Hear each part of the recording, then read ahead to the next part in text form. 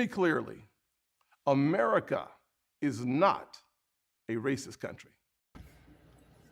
Ladies and gentlemen, you heard the story of a white teen trying to drown a black teen. Well, this is the white teen, and I'm not going to lie to y'all. I'm not shocked that he's some chubby white boy. Usually, these are the ones. These are the ones that are always causing the problems in school. They are. Even when I was coming up, some of the bullies that were there were just like this dude. They were always some chubby white boy.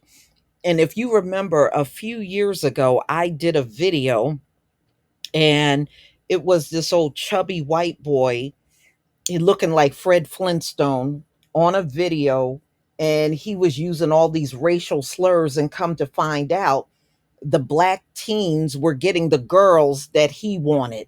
And that's what that whole thing was about. So, and honestly, I am not shocked that this is some fat white boy. So let's get into the video. Not surprising. So, a 14-year-old charged with attempted murder after allegedly throwing rocks and trying to drown his black teen friend. No, no, you don't do that to a friend. That's not a friend. He's an adversary, not a friend. So, a 14-year-old teenager named John Sheeran has been charged with attempted murder following the alleged racially motivated attack over the summer in Chatham, Massachusetts. The incident occurred on July 19th when Sharon allegedly tried to drown a black teenager who was not identified in a pond while hurling racial slurs at him. The victim claimed he was the subject of racial abuse, with Sharon reportedly calling him George Floyd, referencing an African American man whose tragic death sparked nationwide protest against police brutality back in May of 2020. To make matters even more distressing, however, it has been reported that Sheeran allegedly had hurled racial slurs at an Asian that very same day, showing clear signs that there seems to be a certain behavior pattern. Yeah, he's learning this from his household. Okay, if you want to know why this 14-year-old is like this, look no further than his parents. So, once in the water, the juvenile defendant proceeded to pull on the victim's life jacket and submerge him underwater for 4 to 5 times. So he pushed him underwater 4 to 5 times, causing the victim's breathing distressed, prosecutor said. The third juvenile laughed at the victim during the attempted drowning, referring to the victim as George Floyd. The attack continued as the juvenile defendant swarmed underneath the victim and attempted to grab his feet to again pull the victim underwater. So he's already a criminal, y'all. This dude is this little chubbit. This chubbet is already a criminal. He's already a criminal. See, it was all funny and laughs and giggles when him and his friends were out there doing this to this child.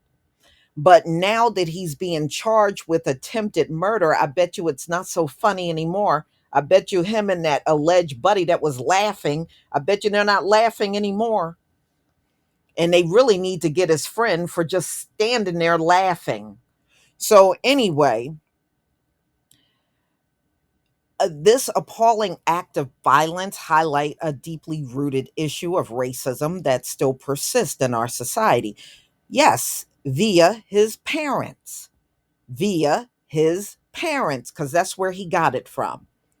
The fact that such an incident involves a young teenager is particularly concerning. It's not to me. Many of us that went through your lame ass school system, we saw it then. So it raises questions about the influences and environments that shape the attitudes and behaviors of our youth. And why do y'all always talk like you don't know where it came from? Y'all know where it comes from, for real. It is crucial for parents, educators, and society as a whole to address these issues early on and promote inclusivity, understanding, and acceptance. Y'all don't teach that in the household. You teach racism in the household. That's why John Sheeran and teens like him exist. Get out of here with this acceptance and all that crap because y'all don't teach that.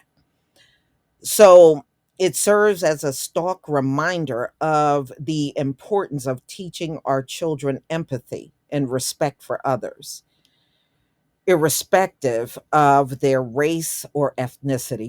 You won't do that in a million years. I mean, this is all fine and good for an article, but reality does not show that at all.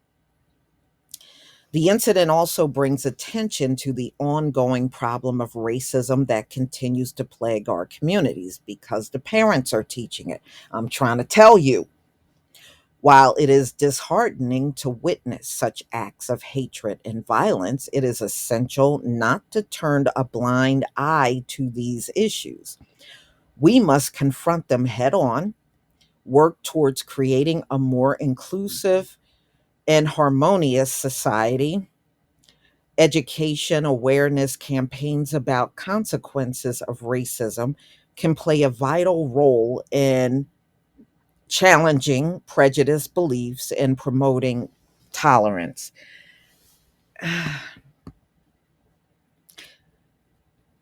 You know what's disheartening? Always writing about being inclusive, but never showing it in your actions. That's all we see all the time. We see you writing about it, but we don't see the action behind the words. So when you read stuff like this, it's hard to even believe you. Furthermore, this disturbing attack serves as a reminder of the impact of the words can have on individuals and communities. The racial slurs used by Sheeran during the attack not only dehumanize and degrade the victims, but also perpetuates harmful stereotypes and reinforce systemic racism, which comes from the parents. It's essential for us to recognize the powerful language and to use it responsibly, fostering an environment where everyone feels safe and valued. Again, it's nice that you share these words with us, but where is the action behind the words? In the case of John Sheeran, the teenager charged with attempted murder after attempting to drown a black teenager while using racial slurs highlight the urgent need to address racism in our society. Well, why don't you charge the parents then? Because that's where he got it all from. Charge the parents.